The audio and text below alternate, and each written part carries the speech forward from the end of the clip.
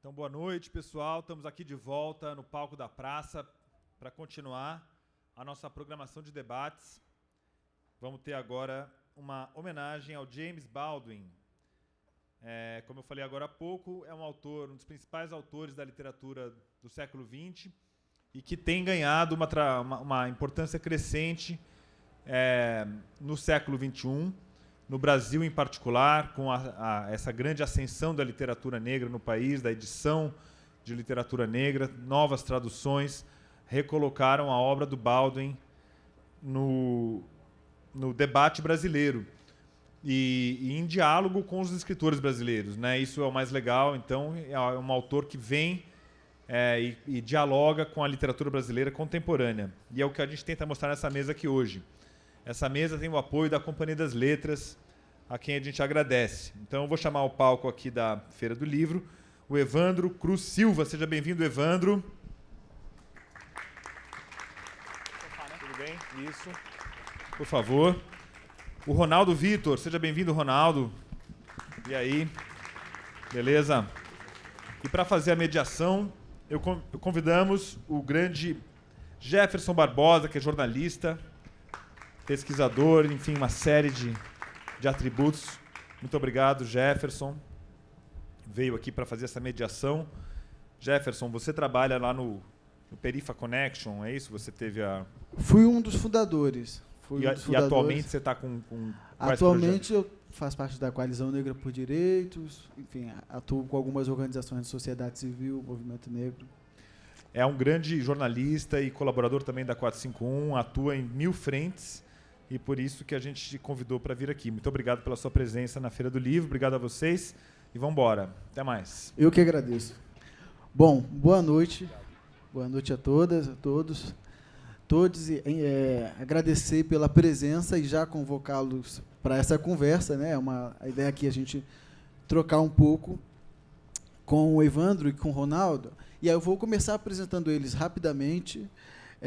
Eu acho que o James Baldwin, né? O Paulo já deu uma introdução, e eu acho que a partir deles a gente também vai poder conhecer um pouco mais, quem ainda não conhece, mas é um escritor americano fundamental no debate dos direitos civis, como ensaísta, como romancista, enfim, em diversos debates. Eu acho que esse é um dos pontos que a gente vai tocar aqui, mas vamos lá. O Evandro Cruz Silva é sociólogo e autor de O Embranquecimento, que foi lançado pela Patuá, foi vencedor do Prêmio Nacional de Ensaísmo da revista Serrote em 2020 e é autor também de Praia Artificial, que saiu pela Patuá em 2021, e A Dor nas Costas, que saiu pela editora Sesc em 2023. E o Ronaldo Vitor da Silva é professor e pesquisador, mestre pelo Instituto de Estudos Brasileiros da USP e doutorando em Teoria Literária pela Unicamp. Também integrou o Núcleo de Desenvolvimento Institucional do Museu Afro-Brasil. E eu vou começar pelo Evandro, pedindo para você falar como que se dá o seu contato inicial com o James Baldwin, com a obra dele. Começar por aí. Acho que para vocês dois seria interessante escutá-los, como que se dá esse primeiro contato, essa descoberta, né, da obra e do pensamento do James Baldwin. E vocês, só para adiantar, quem tiver perguntas ao longo da conversa, a gente tem uma equipe que vai levantar plaquinhas para quem quiser perguntar. Já vão pensando, organizando. Daqui a pouco a gente vai ter um momento para essas perguntas. Por favor. Gente, boa noite, né? Boa noite a todo mundo presente. É um prazer estar aqui. Até um prazer estranho, né? De tanta gente olhando para a gente ao mesmo tempo. É um prazer e é um pouco estranho. E também agradecer à organização da feira, ao Paulo, ao Jefferson e ao Ronaldo, que estão aqui fazendo essa mesa ser possível, né? O meu primeiro contato com James Baldwin foi um contato mais escolar, assim, Jefferson. Vamos começar. Eu queria aprender a escrever ensaio, né? Eu tinha essa vontade de escrever esse gênero literário do ensaio, mas eu não tinha nenhuma referência, né? Eu sou um sociólogo de formação, eu tenho pouquíssima carga literária, sou um leitor, no máximo, curioso, né? mas ao mesmo tempo eu sou um nerd, né? Eu me vicio num assunto e vou atrás o máximo possível. E quando eu quis escrever ensaio, as primeiras buscas em inglês sobre os melhores ensaístas de todos os tempos dá no James Baldwin, né? Muito interessante como, por muito tempo, essa busca em português não dá no James Baldwin, mas em inglês sempre dá nele, né? Ele é um cânone literário anglófono muito antes de ser um autor popular brasileiro. E eu fiquei muito, digamos assim, encantado depois, quando eu comecei a fazer essa busca, e foi mais ou menos quando todo mundo começou a fazer também, ali, 2010 para frente, com a capacidade que ele tem de utilizar da experiência pessoal dele para falar de outra coisa que não ele, né? Eu sou uma pessoa um pouco cansada em relação à literatura autobiográfica, assim, eu não gosto muito de viagens autobiográficas para falar de si. Eu gosto muito quando os autores falam de si para falar do mundo, né? Eles, digamos assim, tomam um ponto de partida pessoal para falar do outro. E o James Baldwin faz isso à perfeição, né? Esse talvez seja o maior trunfo como ensaísta, é a capacidade que ele tem de pegar dados biográficos e cenas cotidianas e transformar isso numa frase sempre curta e concisa que te diz sobre o mundo, né? E aí, uma vez encantado com esse autor, eu comecei a escrever ensaios, né? E aí me tornei ensaísta também. Mas foi essa busca, assim, por referência. E depois que essa busca, digamos assim, se consolidou e eu comecei a ler os livros, eu fui surpreendido pelo fato de que ele foi se tornando um autor popular, pelas redes sociais mesmo. É muito provável que muita gente aqui tenha visto o James Baldwin antes de ler alguma coisa dele, né? Em posts no Instagram, em vídeos, em fotografias. Ele é um autor, para além de ser muito bonito e muito fotogênico, ele é muito cinematográfico, né? Ele tem um tom de fala de pastor batista, né? E ele mistura esse tom de fala de pastor com análises muito acuradas e às vezes até cruéis contra outras pessoas, né? Então foi nesse meio campo, mas daqui a pouco eu vou falar um pouco mais sobre essa parte imagética dele, porque a imagem dele é tão atraente e porque ele se tornou essa fotografia e esse vídeo tão famoso, né? Vai, Paulo. Opa. Tá ligado? Vocês me escutam bem? Meu primeiro contato com James Baldwin, ele foi no ambiente, acho que menos ligado à escola em si, à escrita literária, mas no ambiente familiar, né? Eu tenho um irmão, Fernando Vitor, ele é ator. E vira e mexe, meu irmão lia muito James Baldwin, eu não conhecia o autor, ele chegava em casa falando, olha, descobri um livro novo na biblioteca pública, a gente morava em Mauá, região metropolitana, e chegava em casa e falava, olha, Ronaldo, descobri um autor muito interessante, queria que você lesse. E aí comentava, e eu com uma pilha de leituras que a gente tem, aquela voracidade adolescente em casa, né? Aí eu falei, depois eu vejo esse autor que você tá trazendo. Nunca dei muita bola. E meu irmão lia e trazia cada vez mais textos. Ele falava do Quarto de Giovanni, depois falou de Terra Estranha. Enfim, e eu nunca li. Até que em um dado momento acontece exatamente aquilo que você coloca. Eu vejo no filme o James Baldwin, Eu Não Sou Seu Negro, que é um filme do diretor haitiano Raul Peck. E ali eu vejo um homem absolutamente firme nas suas palavras, também muito sensível, e trazendo uma voracidade política e um tom analítico para a situação norte-americana, mas também para a constituição da própria identidade desse sujeito, que me deixou muito encantado. Adorei o filme, e aí fui no meu irmão e falei assim, cara, descobri um filme muito legal sobre um autor que chama James Baldwin. Você conhece? Aí meu irmão, obviamente, coisas de irmão que a gente não revela agora, né? Enfim, e nesse momento a gente começou a ter um diálogo muito, muito grande sobre James Baldwin. Virou uma conversa de casa. Assim, de casa entre nós dois, não necessariamente entre meus pais e tudo mais. Mas era um tema comum, o interesse pelo James Baldwin. E esse tema se conecta com a nossa experiência de vida em diferentes frentes. Seja por uma identidade étnico-racial do James Baldwin, um homem negro, pela sua sexualidade. James Baldwin é um escritor gay, mas também por um laço histórico, uma conexão com a literatura norte-americana, uma literatura negra de diáspora, que era um tema de interesse, e é um tema de interesse comum para mim, tanto nos anos de graduação, no mestrado e agora no doutorado. Então, eu acabei pegando a obra do James Baldwin, naquilo que ela tem de mais potente, eu vou falar um pouco disso daqui a pouco. Justamente a forma ensaio é a forma que me encanta também. Então, eu olho para essa forma ensaística desse escritor, o recurso retórico que ele tem, a voracidade nas palavras, a criação de imagens, o acesso a uma memória, uma biografia, às vezes utilizada apenas como um trampolim para algo maior, como uma discussão sobre a identidade nacional norte-americana, e o James Baldwin acabou se tornando uma referência. Daí, fui viajar no ano passado, quando eu estava voltando de viagem, eu já tinha mediado alguns clubes de leitura sobre o Quarto Giovanni, pensado, escrito algumas coisas sobre Baldwin. Eu fui convidado pela Companhia das Letras para escrever o pós-fácil da Próxima Vez o Fogo, que é um livro que está em lançamento agora, né, uma segunda edição. E aí juntou a minha fome com a vontade de comer, porque eu peguei um texto de um escritor absolutamente interessante, que eu tinha alguma vivência de troca, mas também de capacidade de leitura, e com temas que estavam me provocando em diferentes ordens. A forma ensaio, uma militância política, uma discussão em torno de branquitude. Então, nesse sentido, foi a minha aproximação e o meu contato com Baldwin. Depois vou pedir para você falar um pouco mais dessa experiência de Postfaciar, né, o livro dele, e porque traz, ao mesmo tempo que é um livro que tem uma parte muito sintética, tem uma parte muito ampla e muito profunda que abarca muitas camadas da trajetória e do ponto de vista dele sobre várias questões dos Estados Unidos e de vários debates raciais, de sexualidade, enfim, do mundo. Tem uma parte que é muito pessoal e particular, mas aí a gente vai entrar nesse ponto, que talvez seja a parte menos conhecida desse livro.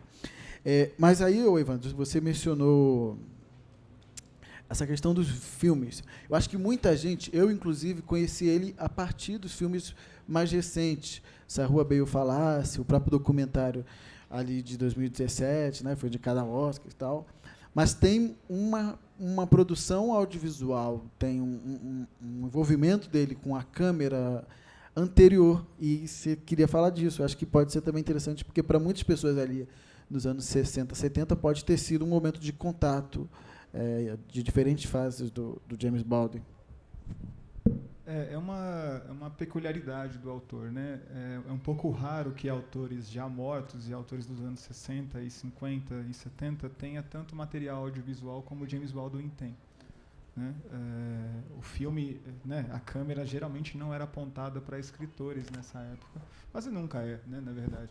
A gente escreve e geralmente escreve para não encarar a câmera, né? Mas ele não, né? Ele era uma figura muito fotografável, né? Assim, tem ótimos retratos sobre ele, retratos muito marcantes, né? Que ele está sorrindo com o diástema aparecendo, de olhando para trás, mas também filmes, né? Tem 2 filmes, um da década de 60 e outro da década de 70, que eu queria, digamos assim, como função da mesa é apresentar a obra, né? É interessante também apresentar o que é feito sobre ele, né? E são 2 filmes sobre ele, sobre James Baldwin, feitos enquanto ele estava vivo, filmando, né? E para mim marca, digamos assim, os 2 momentos da obra do James Baldwin e os 2 lados da personalidade pública dele, que nem sempre é muito bem conciliado, que é o romancista, né? O romancista que, digamos assim, encara os conflitos do mundo como uma testemunha, não uma testemunha neutra, mas uma testemunha, né? E o militante político, né? Que vai usar dessa técnica discursiva para apontar as desigualdades do mundo de maneira mais direta. Esses 2 filmes, eles estão disponíveis na internet. O primeiro é Um Estranho na Vila, ele está no site da RTS. É só escrever Estranho na Vila em francês, que eu não sou capaz de pronunciar. Mas é um documentário muito interessante, porque é um documentário sobre um escritor, sobre um ensaio, né, também chamado Um Estranho na Vila, que ele produz quando ele vai viver em uma vila suíça, em que ele é a única pessoa negra. E aí, 6 anos depois da publicação desse ensaio, uma equipe de cinegrafistas o contrata para andar de novo nessa vila. Uma atualização tem o mesmo experimento com o Teju Cole, num texto que está traduzido no Notas de um Filho Nativo, está no Pós-Fácil, e que ele também vai na mesma vila, né, e escreve como é que ele refaz o caminho do Baldwin. Mas nesse documentário, a forma como ele é retratado, né, é um filme do Pierre Corraunik. Ele é retratado como uma estrela, né? A câmera se fixa nele e o acompanha fazendo todas as coisas. Assim, é como se, mais ou menos como a câmera fixava nos Beatles ou nos Rolling Stones. Assim. É aquele fascínio da câmera da década de 60 em que você vai seguindo o seu sujeito e não importa o que ele faça, aquilo é material do filme. Então ele anda em meio de crianças, ele recita partes do texto, ele fala diretamente para a câmera e a câmera nunca sai da frente dele. Então ele é uma estrela, né, que é um filme de consagração, né, em que a única voz que fala no filme inteiro é a voz dele. Então ele vai falando sobre ele mesmo, ele vai falando do texto e aparece apenas a imagem dele, e é uma imagem um pouco perturbadora, né, que é Só ele no meio de milhões de pessoas brancas, de crianças brancas, né? É um filme muito interessante, mas é um filme, digamos assim, hagiográfico, né? É um filme em favor do Baldwin. O segundo filme chama Meeting the Man, de 1970, é do Terence Dixon. Ele está disponível no MUBI. É um documentário que deu errado, né? É uma equipe de documentaristas ingleses que tenta fazer um documentário sobre a vida do James Baldwin em Paris. Então eles tentam reproduzir esse documentário de 10 anos atrás, né? Pega esse autor e fala assim, vamos andar por Paris e você vai falando das coisas e vamos fazer de novo essa grande homenagem. Só que entre um filme e outro, né, ele já era um ativista público dos Estados Unidos e principalmente entre 1961 e 1970, tanto o Medgar Evers, quanto Martin Luther King, quanto Malcolm X já tinham sido assassinados. Né? Então a década de 60 ela é uma década de protestos, mas ela também é um massacre contra lideranças negras. E o filme ele dá errado, né, esse Meeting the Man. E é muito interessante porque lá tá as filmagens do filme dando errado. Porque o documentarista faz uma pergunta para ele e ele se recusa a responder. Ele se recusa a responder todas as perguntas sobre literatura. Né? O documentarista pergunta, e como é que foi viver aqui em Paris? E ele se recusa a falar. Quais são as suas referências literárias? Ele se recusa a falar. E ele reitera, digamos assim, perigos políticos do que é ser uma pessoa negra. Esses dois filmes, digamos assim, um que deu super certo, é quase uma propaganda da personalidade dele, e esse que deu errado, que essa propaganda não funciona mais, porque ele já não consegue mais ser, digamos assim, aquele queridinho do mundo literário da esquerda branca nova-iorquina. Acho que se tentiza um pouco tanto a relação do James Baldwin com a câmera, né?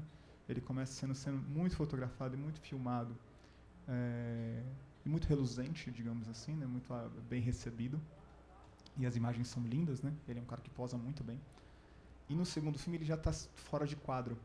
Ele aparece ao lado, a câmera nunca consegue enquadrá-lo tão bem, assim, né? É como se ele estivesse de fato saindo da imagem pré-moldada pela, digamos assim, a cultura editorial da época, mas não indo para a imagem nenhuma, porque tampouco ele se tornou aquele ativista bem-sucedido e lendário durante a década de 70. Então, essa é algo interessante. E quando vocês verem esses dois documentários, vocês vão ver boa parte dos Reels de Instagram que vocês veem, né, são todos recortados de lá. Mas é muito, muito, muito interessante mesmo, porque isso retrata a trajetória de alguém que é muito bem recebido enquanto não se posiciona politicamente. Depois é muito mal recebido quando se posiciona politicamente, mas quando ele se posiciona politicamente, nem por isso ele é, digamos assim, abraçado pela militância organizada. Mas isso o Ronaldo tem mais a falar. Obrigado. Acho que esse ponto da recepção do Baldwin, dessa construção imagética, onde ele é ativo, de fato, na construção da própria imagem, né? É uma personalidade um tanto vaidosa e orgulhosa de si mesmo, então trabalha numa postura literariamente rara, quando a gente pensa uma produção intelectual, esse intelectual que se coloca imageticamente para o mundo. Ela é interessante para a gente ver o movimento desse escritor e a recepção dele ao longo do tempo, e também como a obra do Baldwin ela vai oscilando dentro das suas capacidades de leitura, das suas capacidades de recepção e dos impactos que ela tem ao longo do tempo. Contemporaneamente, a gente tem o Paulo Roberto Pires tem um texto muito interessante que ele vai falar que a gente vive uma terceira onda, né, nas leituras de James Baldwin, né? E nesse sentido, o que ele trata por uma terceira onda? Para além dessa primeira, de quando o escritor está em vida ainda, né, que ele publica o Quarto de Giovanni, seus principais romances, com a morte do Baldwin, em 87, a gente vai ter uma retomada, de fato, das leituras do autor. E em 90, uma pesquisa universitária em cima do Baldwin romancista. As universidades se dedicam a estudar a produção do Baldwin enquanto um romancista, um ficcionalista. Ele entra em algum tipo de esquecimento durante os anos, tanto é que as traduções são antigas que a gente tem, tirando essa última leva da Companhia das Letras. E agora, pós George Floyd, com essa produção cinematográfica contemporânea, a gente vai tendo uma retomada, de fato, de James Baldwin, sobretudo nos Estados Unidos, ali com um público leitor ávido que tenta tomar esse Baldwin ativo, militante, voraz nas palavras, como se fosse um combustível para uma luta política em curso nos Estados Unidos. Agora, acho muito interessante a gente pensar também o que significa a chegada de James Baldwin no Brasil contemporaneamente, né? Por que um público leitor negro toma James Baldwin como uma referência, seja nos Reels, no Instagram, mas também intelectualmente, quanto uma base e um alicerce para uma intervenção pública. E nesse sentido, acho que é muito necessário a gente perceber que existe uma ruptura de um pacto, de um mito de democracia racial no Brasil. A partir do momento que a gente tem uma comunidade negra que pega a sua luta histórica e aí, de fato, se engaja e começa a denunciar a fissura de um mito da democracia racial no Brasil, escritores negros, não só daqui, mas de todo um Atlântico, né, da América Central, dos Estados Unidos, acabam se tornando uma referência, uma inspiração necessária para a construção de uma identidade. Então, a chegada do Baldwin no Brasil, ela se favorece, de fato, de uma produção imagética, mas também ela tem um interesse local muito forte, que é, de fato, enfrentar um mito completamente diferente daquele que o Baldwin trata nos seus próprios textos. Ainda que seja um escritor amplo, aberto, o Baldwin é muito limitado à experiência norte-americana, né? Ele não trata, por exemplo, o Brasil, a América Latina, isso aparece muito pouco. Existe um diálogo com a África, ele é muito amigo do Chinua Achebe, do escritor nigeriano, mas para a América Latina ele não olha de fato, então é interessante a gente pensar nesse cenário. Mas aí, acho que tem um lado importante também para a gente ter em dimensão, que se o Baldwin é tomado agora, principalmente como uma figura pública, como intelectual público, um militante, ele é quase posto de lado dentro da sua atividade literária enquanto escritor e romancista. E aí há uma hierarquização, de certo modo, como se o militante e o intelectual público fosse maior do que o romancista, e algo superasse, uma parte superasse a outra.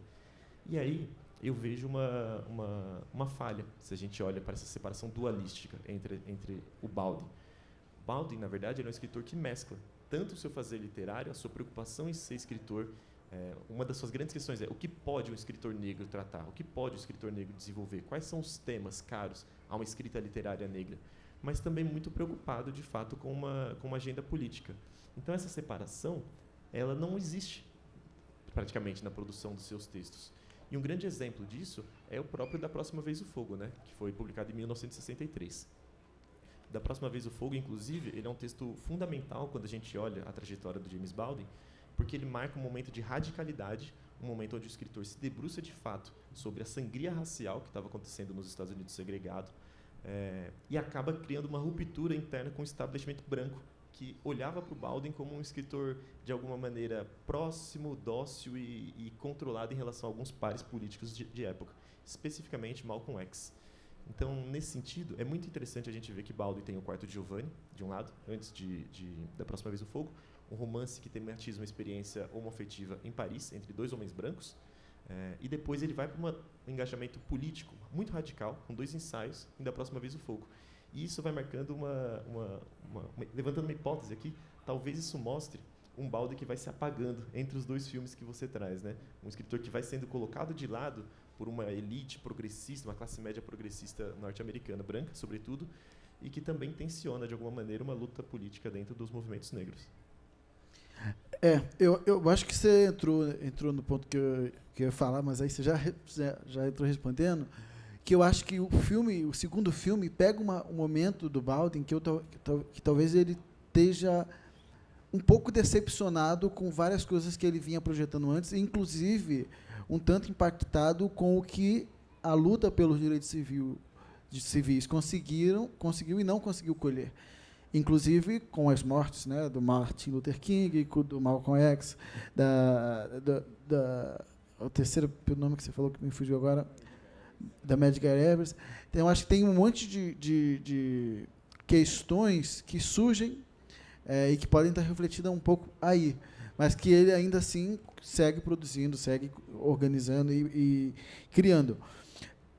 E, ao mesmo tempo, a gente estava falando um pouco desse resgate dele mais recente no Brasil, mas, ao mesmo tempo, a gente tinha um movimento negro, engajado, organizado, trazendo questões muito parecidas e outras muito distintas aqui no Brasil, em termos de produção, inclusive, né, de produção intelectual. Então, isso era uma coisa que eu queria trazer um pouco do ponto de vista de influência, né, desse movimento negro americano dos direitos civis e, mais recentemente, do Black Lives Matter e outros movimentos que vêm acontecendo. Mas o que eu queria trazer um pouco dessa conexão do que vocês percebem, porque você traz, olha, ele está olhando muito para a experiência americana, para a experiência dos Estados Unidos, mas ainda assim dialoga e sensibiliza muito, porque eu acho acho que ele tinha um desejo de falar sobre a humanidade, falar sobre a subjetividade, falar sobre questões que para ele era um cara que ele não ignorava o fato de ser um homem negro, de ser um homem gay, de ser um homem numa sociedade extremamente violenta, com a trajetória que ele vinha, que tinha passado pela experiência de ser criado numa família evangélica, inclusive ter chegado a pregar na igreja, ainda na adolescência, mas que tinham questões ali que eram universais, de certa forma. E eu acho que ele o tempo todo fazia esse exercício. Talvez ele tenha atingido tanta excelência e tanta capacidade em diferentes estilos. Então, eu queria, não sei se vocês acham mais interessante tocar nesse ponto, ou mesmo no ponto do que se conecta com o Brasil, porque talvez eu acho que esse lugar que sensibiliza e que mobiliza a gente mais recentemente, né, quando a gente vai olhar os documentários, vai acessar os livros, fala, olha, isso aqui diz muito as experiências desses corpos aqui também.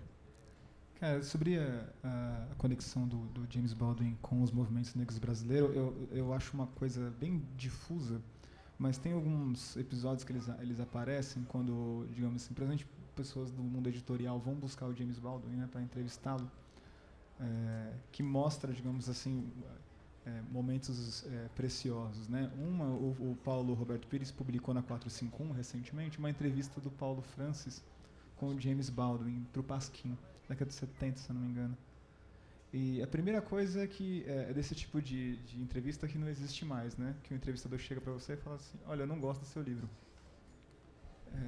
E eu acho que você escreve meio mal e falta sociologia, mas o seu romance é bom, o que você acha? E aí o cara fala assim, não, beleza, mas você não acha que é meio mal escrito o que você escreveu? Eles ficam brigando entre si. E é muito interessante que tenha sido um repórter branco que está em Nova York, né? Que encontra o James Baldwin, faz uma entrevista meio sisuda, mas muito honesta. E quando o Paulo Francis vai fazer a recuperação da biografia do James Baldwin na época, ele fala sobre um cara que digamos assim, ele já fala dessa transição, né? Um cara que é muito bem quisto pelo Greenwich Village ali, né? Pela Nova York branca de esquerda, mas que tem muitos problemas para se encontrar em tradições militantes intelectuais negras. Que eu acho, sinceramente, que está se formando a ligação dele com o movimento brasileiro agora. Uma tradição, digamos assim, um pouco mais organizada e muito ligada a duas coisas. A primeira é a conexão entre negritude e sexualidade, né? Que no caso dele é um mote literário. E me parece, digamos assim, produzir coisas que para uma tradição brasileira ainda parecia muito estranho, né? Por exemplo, falar como de homoafetividade como uma causa negra, né? Ou, por exemplo, um texto que medite sobre uma angústia existencial de não ter um lugar, digamos assim, de sexualidade definido, coisa que ele já escrevia nos anos 70, né? E a segunda coisa, muito parecido com a maneira como a Bell Hooks está sendo recuperada no Brasil, é com uma escritora que coloca a esperança como um dos motes dos seus textos, né? Tem uma crítica que sai no New York Times, sai em 31 de janeiro de 63, escrito pelo Sheldon Bean, que é editor da New York Times durante 30 anos. Ele morreu uns 10 anos atrás. E ele resenha o Da Próxima Vez o Fogo. E até anotei uma parte aqui que é uma escrita que advém de um coração que sofre um tipo específico de dor e um cérebro que busca desesperadamente uma forma de esperança naquilo que geralmente aparece como uma lógica implacável de desprezo, né?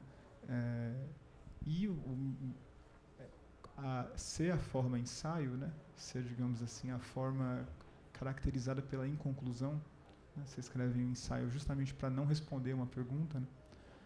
Eu acho que isso deu uma renovada intelectual em certo cânone. Acho que ele faz respirar para muitas experiências assim que, por exemplo, não se encaixam exatamente num paradigma ideológico socialista, mas se considera de esquerda. Ele é muito oportuno, né? Então eu sinto que agora que essa tradição está se formando, vai saber, né, se isso vai adensar ou vai virar o que aconteceu nos anos 60, que são textos esparsos.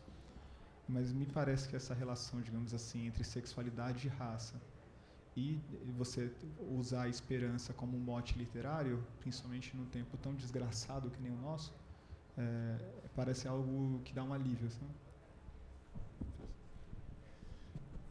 Vou numa abordagem que vai pensar justamente um tema que você trouxe, que é essa questão da universalidade do Baldwin também, porque de fato é uma preocupação para ele a sua constituição enquanto sujeito e sua condição humana no mundo, né? Então acho que isso inclusive complementa a sua fala em relação aos movimentos negros no Brasil. O Baldwin é um escritor que o tempo todo ele assume: eu escrevo a partir da minha própria experiência. Esse é um tópico que ele coloca em reiterados textos. Notas de um Filho Nativo, por exemplo, isso aparece umas 5 ou 6 vezes facilmente, assim. E a partir da própria experiência, ou seja, a partir dos fatos que ele viveu e que o constituíram, o Baldwin vai criar uma espécie de gradação dos problemas onde ele vai tratando, né? Então, nessa própria experiência do Baldwin, um evento é marcante. Ele nasce em 1924. O pai dele não é um pai biológico, ele é criado pelo padrasto, e ele tem uma relação muito difícil com esse padrasto, que é um homem protestante, muito rígido, segundo Baldwin, muito frustrado, muito ressentido e com uma dificuldade de abertura muito grande. Então é um homem que ele diz conversar apenas uma vez na vida. E essa figura paterna, ela vai ser uma sombra para o Baldwin o tempo inteiro. Junto disso, por exemplo, o Baldwin é um escritor que estuda, primeiramente no Harlem, ele nasce no Harlem, vive ali os primeiros anos da vida, estuda na Frederick Douglass Public School, e já o high school dele ele faz numa escola judia, em Nova York. Então ele tem um primeiro contato também com uma classe média norte-americana, branca. Daí em diante, ele migra para Paris, vive uma experiência cosmopolita no maior sentido possível do século XX. Eu trago esse traço biográfico do Baldwin, essa questão da experiência, principalmente a questão do pai, porque a partir dela, o Baldwin vai, por exemplo, discutir questões mais amplas, tentando olhar, por exemplo, como os impasses, como os limites, as frustrações do próprio pai são consequências, inclusive, do racismo dos Estados Unidos. Ele fala: meu pai é alguém que se fecha justamente pela dor do racismo. Ele perde a crença na própria vida, ele perde uma doçura possível pela violência racial que está dada. A condição de filho adotivo vai se desdobrar depois como se ele fosse um bastardo da América. A América, os Estados Unidos, é metaforizada como um pai um pai negligente para toda a experiência negra norte-americana. Um outro caso, por exemplo, aparece da próxima vez o fogo. O livro é dividido em dois textos, né? O primeiro deles é uma carta que o James Baldwin escreve para o sobrinho, homônimo, também James Baldwin, e o segundo é uma reflexão mais introspectiva, mais própria. Nessa carta para o sobrinho, é justamente um evento do cotidiano, uma carta, uma troca íntima entre duas pessoas que se conhecem e que dali se desdobra uma reflexão sobre os impasses, as limitações e as possibilidades que estão dadas numa sociedade racista. Ele faz um texto onde ele diagnostica com primor as limitações que estão dadas num país segregado, mas também oferece para o próprio sobrinho pistas, ou pelo menos orientações, para viver no mundo de maneira mais positiva, com altivez, com dignidade. Já no segundo texto, que é Cartas de uma Região da Minha Mente, o próprio título já alude a uma escrita que parte da própria introspecção desse sujeito, que é uma recordação, é uma rememoração sobre as experiências vividas, sobre a figura paterna, sobre a convivência no Harlem, a entrada na igreja. Baldwin é um grande orador, né? Isso é muito importante, ele vai de fato às missas e se torna um orador tão bom quanto o próprio pai. E a partir dessa experiência que é recordativa, que é memorativa, ele vai crescendo e ampliando em escala de discussão para olhar de fato os guetos norte-americanos, as limitações do bairro, as imposições geográficas que cerceariam tanto as ambições quanto os desejos e as possibilidades materiais da comunidade negra que está ali no entorno. Para além disso, ele cresce cada vez mais. Ele vai falando, olha, negro, para além de tema, é sujeito. Ele afirma sempre em primeira pessoa, são textos escritos em primeira pessoa, né? Ele sai de um negro tema para um negro vida, se a gente puder fazer uma metáfora puxando a lá Guerreiro Ramos nesse sentido. Ele vai também, por exemplo, um dos desdobramentos do texto, ele vai mostrar como se configura nos Estados Unidos, entre a cisão racial, um contrato, uma supremacia branca que estabelece um contrato racial onde negros são ruins e brancos são bons. Então, a vida pessoal, a experiência íntima do Baldwin, aquilo que é particular dele, é tomado sempre como ponto de partida, mas nunca como ponto de chegada para aquilo que esse escritor está mostrando para a gente enquanto um horizonte de luta e de configuração social. Daí você traz um ponto muito importante, que é o Baldwin faz diagnósticos muito doloridos, absolutamente muito doloridos.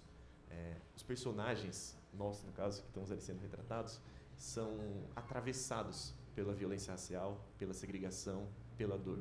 É um texto que encurrala. Ele é um orador, basicamente. Ele é muito inspirado na Bíblia. Tanto é que o livro se chama Da Próxima Vez o Fogo, um deles. O outro é Vá ao Topo da Montanha. Como que era? Vá Contar a Montanha. Também outra referência bíblica. Ele é um escritor, nesse sentido, que usa a palavra para amarrar. A gente fica amarrado, a gente fica angustiado. Mas o Baldwin nunca é, em momento algum, um escritor desesperançoso. De modo algum.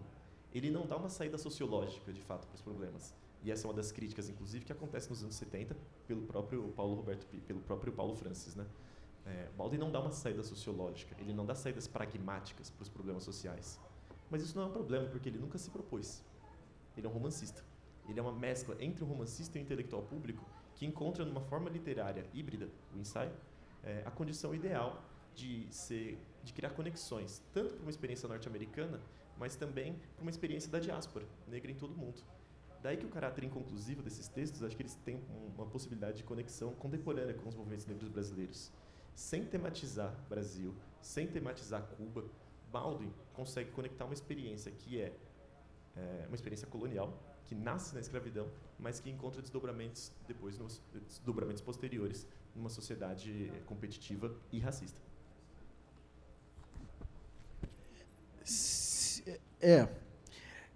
Quando você traz esses aspectos últimos aí, eu fiquei lembrando muito de quando as pessoas escrevem sobre ele, o quanto que é exposto os conflitos dele nos Estados Unidos com o próprio movimento negro, com o próprio Malcolm X, com o próprio Luther King, com os Panteras Negras, no sentido da homofobia, no sentido disso ser contestado. Aceita-se a contribuição dele, muitas vezes, mas muitas vezes se deslegitima a humanidade, né, a subjetividade, o respeito à figura dele. Que eu acho que esse também é um ponto que conecta muito e que mobiliza muito no Brasil. Acho que na academia isso tem acontecido muito, em coletivos. Mas eu acho que talvez isso, para muita gente, inclusive para quem conhece pouco do James Baldwin, isso é completamente desconhecido, de que não era um consenso, né? Esse movimento negro, enfim, era homofóbico, era extremamente preconceituoso e violento, mas também não era um consenso, não era um pensamento único, né? Por um lado, queria que vocês comentassem isso, por um lado, tinha uma leitura dele como um radical, em alguns aspectos, por exemplo, por querer trazer essa interseccionalidade de raça, gênero, sexualidade, classe, e, ao mesmo tempo, tinha uma visão dele de muito conciliador, de vou trazer aqui a branquitude, vamos falar aqui de nós, os americanos e tal, e, ao mesmo tempo, que ele estava destruindo, né, e combatendo essa ideia de sonho americano. Enfim, eu trouxe 3 coisas, e aí eu acho que valeria escutar vocês, porque eu acho que são aspectos talvez menos conhecidos, e que eu acho que, quando ele faz essa carta para o sobrinho dele, na primeira parte da Próxima Vez o Fogo, ele faz me lembrou muito o Ta-Nehisi Coates, no Entre o Mundo e Eu, que escreve para o filho, quando o filho está fazendo 15 anos, e está vendo jovens negros sendo assassinados nos Estados Unidos, e os seus algozes, os policiais, enfim, os seus assassinos sendo inocentados. Então, acaba aqui sendo um guia, um manual para, olha, você tem direito a sobreviver e ter subjetividade e se fragilizar, mas você precisa saber de algumas coisas aqui. Que eu acho que um pouco o que os Racionais fazem, o que várias, enfim, a gente poderia trazer várias referências aqui também do Brasil, mas eu acho que seria interessante saber desses aspectos também, tanto dessa homofobia ali de dentro, e que talvez isso explique algumas vezes que ele sai, inclusive, dos Estados Unidos para a Suíça, para a França, antes ainda, né, do movimento dos direitos civis, mas também depois, e desse aspecto de ser um pioneiro também nesse debate da interseccionalidade, né? Eu vou responder inversamente a pergunta para deixar a segunda parte para o Ronaldo, que ele sabe mais do que eu, sobre as polêmicas entre o movimento negro americano e o James Baldwin, mas ele também causava polêmicas, né? Não é exatamente uma figura fácil e ele era muito carismático, mas como bem a vivência no mundo da arte ensina, ser carismático e ser simpático é diferente, né? Ele era muito antagônico com as pessoas, né? E é fruto desse livro que o Ronaldo está segurando, que é o Notas de um Filho Nativo, né? Ele falou sobre o problema com a questão do pai, né? Digamos assim, o pai intelectual do James Baldwin é o Richard Wright, né? Que escreve um romance chamado Filho Nativo, que, ironicamente, a primeira tradução é feita pelo Monteiro Lobato, né? E a segunda é feita pela Fernanda. Então, obrigado por ter corrigido esse engano, Fernanda. Que se tornou, digamos assim, o Filho Nativo foi um best-seller do americano, né? Vendeu muito, muito, muito mesmo, e Richard Wright se tornou uma estrela literária e puxou James Baldwin àquela tradição, digamos assim. Os mais estabelecidos pegam os emergentes e trazem para o círculo literário, né? E na hora que o James Baldwin foi cumprir, digamos assim, o outro lado do contrato, né, que era escrever bem sobre a pessoa que puxou ele para o mundo literário, né, por exemplo, você fazer um ensaio literário e falar, olha, eu vou pegar a obra do Ronaldo e vou colocar a obra do Ronaldo dentro de uma tradição negra, e vou colocar ali como ele funciona dentro de uma tradição potente, como ele é o próximo passo. Ele pega essa oportunidade e destrói o Richard Wright no romance de Protesto de Todos, afirmando que a figura que ele criou, que é o Bigger Thomas, ela é tão condescendente com pessoas negras quanto o pai Tomás, né? Digamos assim, é como você falar, digamos assim, que o Mané Galinha fosse a mesma coisa que o cara do sítio do Pica-Pau Amarelo lá. Isso, como se o Mané Galinha e o tio Barnabé fossem a mesma pessoa. Se você fizer um negro muito revoltado e fazer um negro muito condescendente, você chega no mesmo lugar. Ele publica isso, se não me engano, na Paris Review e fulmina a pessoa que levou ele até o círculo literário, né? E para terminar a obra, quando o cara morre, ele escreve um obituário que é tudo menos elogioso, né? Que é, o título do obituário é Adeus, Pobre Richard, né? E eu sinto que, digamos assim, essa maneira que ele tinha de ser conflitivo, inclusive nas escritas com os pares dele, era uma sensação de desencaixe que ele tinha, né? Que é olhar e falar assim, eu não me pareço com você. Assim, essa coisa que você está falando aqui, a gente está todo mundo junto, assim, legal, eu agradeço, mas eu não concordo tanto com o argumento. Isso está longe de criar um intelectual que seja um consenso, né? Assim, um intelectual que se move, e aí depois ele cria um romance que só tem pessoas brancas, depois ele cria um romance em que começa com o suicídio de um músico negro, né? Eu sinto que, digamos assim, essa parte do antagonismo animava criativamente o James Baldwin, sabe? Ele não escrevia para agradar, e, lógico, no meio do caminho ele ia perder muita gente, né? Agora, sobre as polêmicas públicas entre ele e o movimento negro, eu vou deixar o Ronaldo falar, que ele tem mais. Você traz um ponto importante, que é, acho que o James Baldwin ele sofre e se faz sofrer também aquele adjetivo de uma pessoa difícil, né? Que é a forma mais educada da gente dizer outras coisas de alguém. Então, é uma pessoa complicada, né? E, ao mesmo tempo, eu acho que essas polêmicas que ele se envolve, inclusive com o próprio Richard Wright, tá ligado a um escritor muito preocupado e muito vaidoso com a construção da sua própria posição no mundo, né? A partir do momento que você tem uma tradição literária onde você se alinha, você rompe com essa tradição, você também se põe muito em evidência, né? Acho que o melhor desafio para uma geração é romper com a geração anterior. Então, o Baldwin ele é esse escritor que tenta, às vezes pela polêmica, e sempre polêmicas coerentes, né? Ele é um escritor que zela pela própria coerência, pela construção dos seus argumentos, ele vai tentando se colocar no mundo de uma maneira ácida, na maior parte das vezes, né? O próprio filme que você cita, inclusive, o Meeting the Man, é um filme onde ele é muito polêmico e dificulta, às vezes, as gravações, ele tem uma postura complexa. Agora, a sensação de desajuste, de fato, atravessa toda a vida do James Baldwin, em diferentes momentos. No caso da luta por direitos civis nos Estados Unidos, ele fica entre a cruz e a espada e um não lugar muito grande.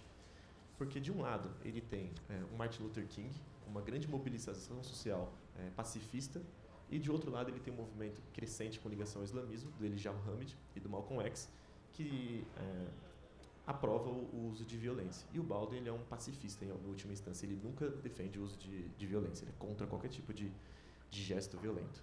O que não quer dizer que ele não tenha desejos violentos. Isso é muito importante. E não quer dizer que ele não demonstre esse ponto. Mas nesse não lugar, essa posição intermediária, onde o Baldwin se encontra, ele também é muito diminuído e tratado de maneira refratária pela sua condição sexual. existe dentro dos movimentos negros naquele momento uma concepção de virilidade que daria poder e potência política para esses sujeitos. E o Baldwin, sendo um homem negro gay, ele é diminuído dentro da sua condição de se tornar uma referência política para esse movimento que é também muito masculino nas últimas instâncias.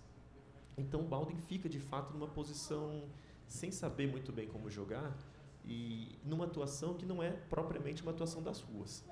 Obviamente, ele participou das marchas, ele esteve em Selma, ele tem um envolvimento político grande, conversa com o John Kennedy, mas ele é um escritor de gabinete, em última instância, né? Ele é um escritor que se dedica a fazer reflexões sobre a identidade norte-americana e sobre o ser negro, sobre o que constitui a experiência humana naquele dado momento. Então ele é isso, ele é uma pessoa que fica numa posição intermediária e que a retomada dele contemporânea, inclusive, vai tentando fazer com que a gente veja esse James Baldwin em posições que talvez ele não tenha ocupado exatamente ou ocupou pelo menos parcialmente. Ele navega ambiguamente navega numa ambiguidade dentro de diferentes posições de uma luta política nos Estados Unidos. Eu estava tentando achar aqui um trecho para poder mencionar que ele traz nesse livro, né, no primeiro ensaio, que é bem panorâmico, que é o romance do protesto de todos e tal. Mas eu acho que a pergunta do público, que chegou uma aqui, menciona um aspecto que dialoga com esse ponto anterior da universalidade, das contradições, dos conflitos, enfim, de toda, que eu acho que é algo que, para compreender, é preciso ler vários dos livros e aprofundar mesmo, mas que eu acho que também é um bom caminho para vocês, para a gente caminhando para o final da nossa mesa. E aí eu acho que eu deixo ela para os dois e vocês acrescentam o que mais acharem necessário. Não diz aqui quem mandou, mas está assim. Na nota autobiográfica de Notas de um Filho Nativo, Baldwin escreve: a dificuldade, para mim, de ser um escritor negro, portanto, residia no fato de que, na verdade, eu estava proibido de examinar minha própria experiência de maneira aprofundada, por efeito das tremendas demandas e dos perigos muito concretos que decorriam da minha situação social. Isso é a citação do Baldwin. A pergunta é: essa dificuldade, essa proibição também ocorre no Brasil? E ela se modificou. Desde quando ele escreve até hoje? Deixa eu só refazer, porque eu li aqui algumas pontuações erradas. Essa dificuldade, né, essa proibição também ocorre no Brasil e ela se modificou desde quando ele escreveu até hoje? Uma ótima pergunta, porque isso me atormenta muito. Não sei quem escreveu, mas encontrou um canto na minha cabeça. Assim, não existe nenhum lugar do mundo em que você vai escrever, uma pessoa como nós vai escrever qualquer texto em que a primeira pergunta não seja como é que é isso sendo negro, independente do assunto. Assim, eu me comprometo a testar todos os assuntos possíveis que não tenham a ver com raça até o fim da minha vida. Em algum momento alguém vai me perguntar, você escreveu sobre astrofísica, você vai falar assim, como é que é ser um astrofísico negro, né? Essa é uma pergunta, digamos assim, ela é ao mesmo tempo bem intencionada e ela é um porteiro também, né? Então você tem que responder como é que é ser negro antes de falar sobre qualquer assunto. E quando eu fui buscar a referência ao James Baldwin, eu estava pensando nisso porque isso me incomoda também, né? Isso me incomoda muito. Isso é um mote literário do qual eu não consigo me desvencilhar. Toda hora que eu escrevo, eu falo assim, não, agora vai ser a vez em que eu vou escrever alguma coisa que não tem a ver com a minha condição de homem negro. E eu já tentei várias alternativas. Assim, já tentei fazer ensaio teórico, já tentei criar uma personagem que não sou eu, já tentei escrever crônica, já tentei escrever poesia. Em algum momento, parece que inconscientemente você chega no mesmo motivo. Eu tenho certeza que essa é uma inquietação de quase todas as pessoas que são negras que escrevem e publicam. Porque essa é uma inquietação derivada da maneira como a gente produziu um mundo literário ao qual as pessoas negras podem participar, né? O mundo editorial e o mundo intelectual, ele geralmente é um mundo em que as pessoas negras elas podem participar enquanto negras, enquanto as pessoas brancas elas podem participar enquanto qualquer outra coisa, né? Lógico, né? Assim, a gente ganha o que pode ganhar, né? É melhor ter aquilo do que não ter nada. Mas, de fato, vai se tornando, eu acho, realmente que é um dos temas centrais da literatura negra, em quase todos os contextos, a condição de escritor negro. É muito difícil você encontrar alguma escritora ou algum escritor negro que não reflita sobre essa condição, porque ela é uma porta de entrada, é uma portaria mesmo. E o fato do James Baldwin ter escrito isso de maneira tão sincera, eu acho que faz ele uma referência mesmo para esse tema que vai cada vez mais. Quanto mais o mundo editorial vai se enegrecendo, mais tem essa discussão. E eu acho que quanto mais tiver essa discussão, mais o Baldwin vai se tornando uma referência. Assim. Excelente pergunta, de fato, e que abre nosso campo de discussão para, sei lá, mais 2 horas, 3 no mínimo, né? Mas a gente não tem esse tempo, infelizmente. Bom, acho que começar primeiro pensando no próprio Baldwin para depois deitar no Brasil, como a pergunta tinha colocado, né? O Baldwin, como eu disse, ele é um escritor que vai tentar pensar a própria experiência como alicerce, como base, para, de fato, escrever o que pretende, né? A grande questão do Baldwin, no limite, quando ele vai falar da própria experiência, é um argumento simples, uma pergunta simples. Eu sou um humano? E a resposta é sim, ele é um humano. Mas mediante uma sociedade racista, mediante uma sociedade segregada, que desumaniza os sujeitos pela sua cisão racial, pelas suas diferenças raciais, o Baldwin se vê, e de fato é, tratado de uma maneira menos humana do que os sujeitos brancos. Então o racismo é um balizador de humanidade nessa sociedade. Daí que, mediante esse cenário, onde ele é menos humano, ele é um sub-humano em relação ao outro branco, ao algoz branco, o Baldwin vai tentar usar a escrita, a atividade literária, como condição para a criação de uma própria humanidade, para o desenho e para o acesso a recursos que vão elevar ele a uma condição de humano e afirmar: eu sou um homem, eu sou um sujeito, eu tenho direitos, eu tenho vida. Dentro dessa escrita, o Baldwin passa ora pela denúncia, ora pela elaboração, ora pela reflexão daquilo que ele é. A escrita é, no limite, uma condição de superação para ele. Alcançar a condição de romancista, alcançar a condição de escritor, é uma condição de superação e de humanidade. Esse é o grande tópico de preocupação do James Baldwin. E daí vou trazer um trecho depois para a gente ver exatamente o que Baldwin mira como objetivo final. O ponto é que quando a gente olha para o Brasil, o desafio racial ele existe, mas ele também está numa outra ordem. A gente está falando, pensando em James Baldwin, a gente fala dos Estados Unidos, uma sociedade legalmente segregada, de fato, né? Naquele período, uma sociedade legalmente segregada. E no Brasil, o mito que organiza as relações raciais, ele está numa outra ordem. É o mito de democracia racial, ou seja, a pressuposição de que, independentemente da sua cor, todos os sujeitos convivem igualmente no mesmo espaço, com o mesmo grau de oportunidades. E isso, gente, é um mito, porque uma mesa como essa é rara, é factual. Então, o nosso desafio aqui no Brasil, e o Baldwin é interessante nesse sentido, ele é um desafio da afirmação da própria negritude para constituir a própria humanidade. É um desafio outro, mas que Baldwin oferece possibilidade, porque negro foi desumanizado dentro de um argumento da unidade comum. A gente precisa afirmar as diversidades dentro do que é uno. E aí Baldwin é interessante nesse cenário. Bom, para fechar minha fala, e aí de fato pensar o Baldwin que usa essa escrita como maneira de expiação, como maneira de transcendência, de afirmação da sua condição humana, eu queria ler um trecho médio do primeiro ensaio de Notas de um Filho Nativo.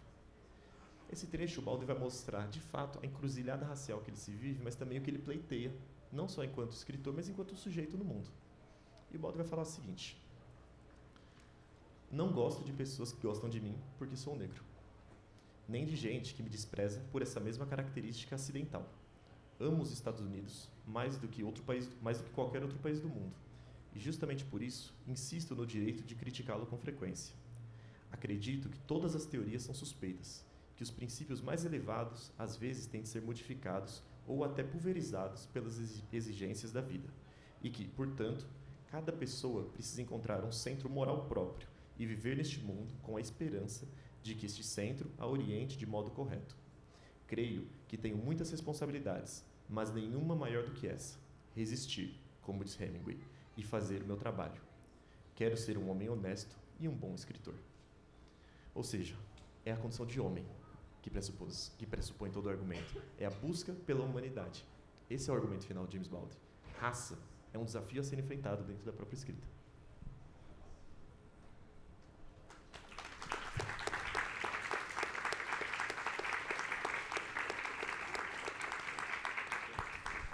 Bom, é isso. Obrigado a todos que ficaram. Obrigado, Ronaldo. Obrigado, Evandro. Agradecer a interpretação, agradecer o convite da feira, a produção. Enfim, daqui a pouco tem mais. Boa noite.